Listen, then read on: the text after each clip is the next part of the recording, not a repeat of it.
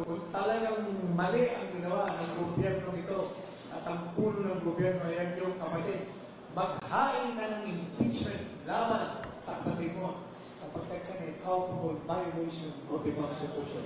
O yun, nahabo mo sa kanya. Sabi ko na yun, yung Senate hearing na yun, sabi ko, kasi hindi po ba, sabi niya, gusto niya malaman kung ano nangyari, anong nangyari.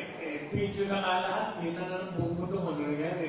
Sabi niya, gusto malaman kung sumunod ang pulis. Alam na nga natin lahat, hindi sumunod ang pulis sa batas Gusto kong malaman, kung may jurisdiction wala, kung meron bang ano ba yung interpol.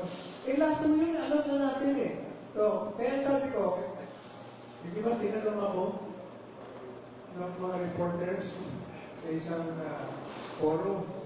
Kasi before nagkamisa ni Senate hearing, sabi niya, hindi na siya attend ng rally ng alyansa. O hindi ba sabi ko, balak kayo pala, bukan sa mundo, bulay-bulay lang mo.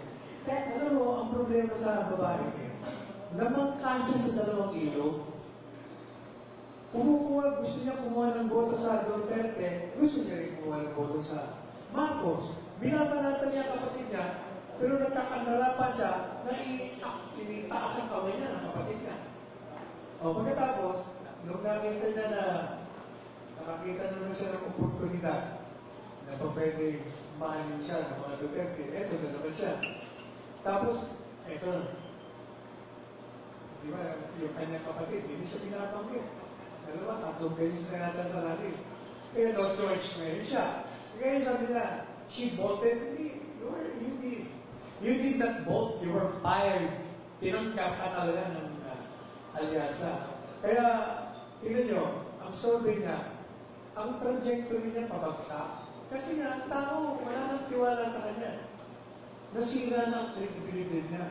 Wala nang pagkitiwala. Kaya kahit anong gawin niya pa ngayon, well, sabi nga ng mga Kastila, merece, you deserve it.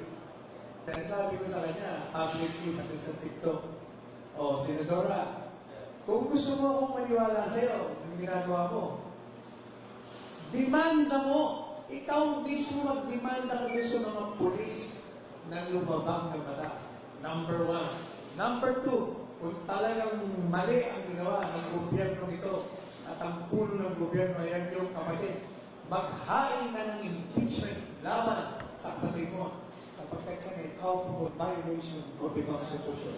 O yun, nahabo mo sa kanya. Hindi mo siya magagawin. Kasi nga, balat kayo siya.